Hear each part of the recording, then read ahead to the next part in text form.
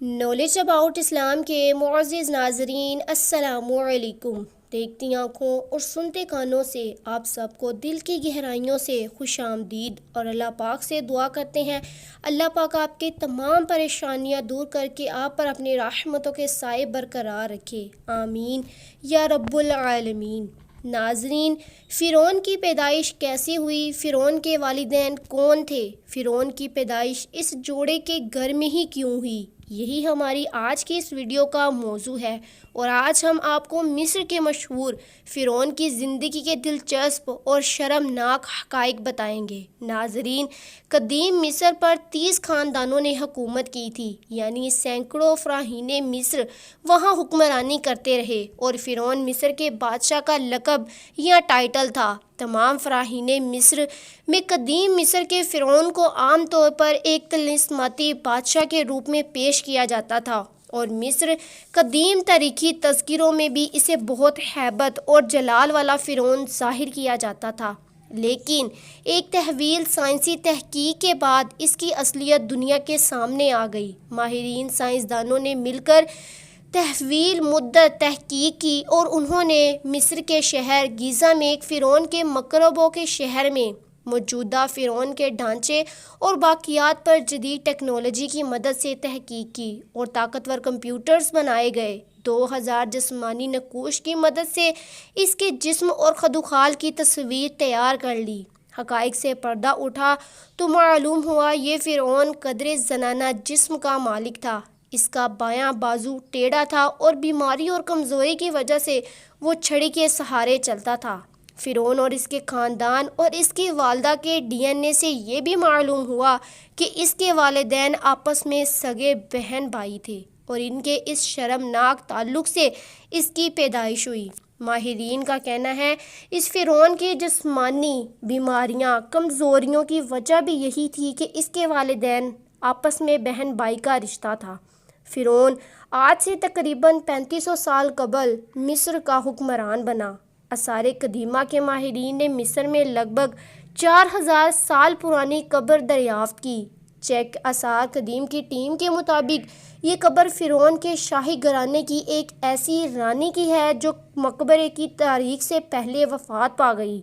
انہیں حدود کر لیا گیا، پھر اس کے بعد انہیں اس مقبرے کے اندر دفن کیا گیا، اور مقبرے کی دریافت سے پہلی تاریخ کو وہ نامعلوم پائیں۔ مصر کے حکام کا کہنا ہے یہ مقبرہ مصر کے دارالحکومت قاہرہ کے جنوب مغرب 32 کلومیٹر کی دوری پر واقع قدیم ریاست ابو سر کے سب سے بڑے قبرستان میں دریافت ہوا، اور یہ بھی کہا جاتا ہے کہ دارالحکومت میں فراہین کی 5ویں نسل کے گھرانے کے ساتھ منسوب مقبرے کے موجود ہیں۔ ابو سر جو قدیم ہے، یہ مصر کے دارالحکومت کا پرانا شاہی قبرستان ہے، اور یہاں فرعون کا اہرام ہے جس میں 45 قبل پہلے مصر میں حکومت کی۔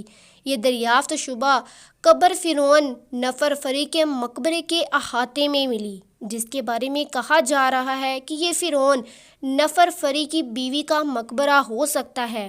الدمتی نے مزید کہا اس مقبرے کی دریافت سے ہمیں 5ویں نسل کے شاہی گھرانوں کے کچھ پوشیدہ پہلو سے آگاہی حاصل ہوتی ہے، جس نے فراہین کی چھوٹی نسل کے آگے مل کر پہلے اہرام مصر کی تعمیر کا مشاہدہ کیا تھا۔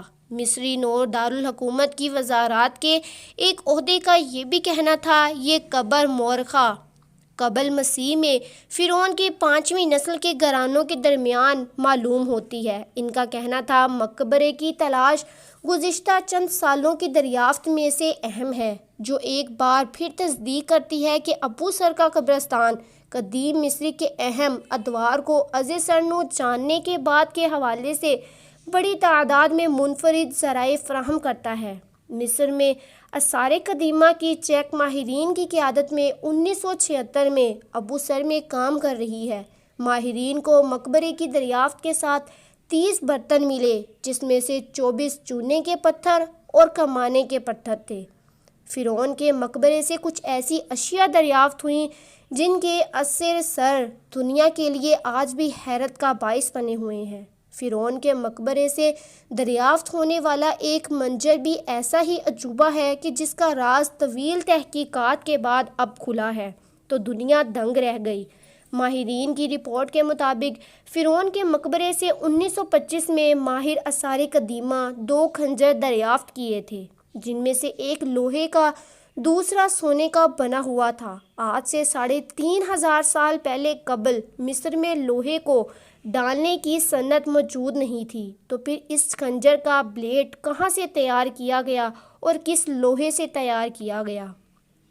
ماہرین جانتے ہیں کہ تانبے کا کون سا سونا چاندی دھاتوں سے اشیاء بنانے کا عمل ہزاروں سال سے جاری ہے، لیکن لوہے سے ہتھیار اور دیگر اشیاء کی تیاری بہت بعد کے دور میں شروع ہوئی۔ حال ہی میں اطالوی اور مصری سائنسی دانوں نے ایک مشترکہ تحقیق میں پہلی بار یہ انکشاف ہوا کہ فرعون کے خنجر میں لگا لوہا اس دنیا کا نہیں بلکہ خلا سے آیا تھا۔ سائنسدانوں کا کہنا ہے کہ عام لوہے کے برعکس اس میں نقل نامی دھات کی مقدار بہت زیادہ ہے، جو ظاہر کرتی ہے کہ شہاب ساقط کی صورت میں خلا سے زمین پر گرا تھا۔ اس نظریے کی تصدیق کے لیے بحیرہ احمر کے ساحل پر 2000 کلومیٹر کے علاقے میں تلاش کی گئی۔ تلاش کے بعد عمل شروع کیا گیا۔ شہاب ساقط کے کچھ مزید ٹکڑے دریافت ہوئے، جن میں نقل دھات کی مقدار وہی تھی جو فرعون کے خنجر میں استعمال ہونے والے لوہے میں تھی۔ تو ناظرین، آج کی اس ویڈیو میں ہم نے جانا فرعون کے بارے میں، اس کی پیدائش کے بارے میں اور اس کی زندگی کے بارے میں۔ تو ناظرین، اگر آپ کو ہمارا آج کا یہ موضوع پسند آیا ہو تو ہماری ویڈیو کو لائک، شیئر اور سبسکرائب کیجئے، اور ویڈیو کو صدقہ جاریہ کی نیت سے شیئر کیجئے۔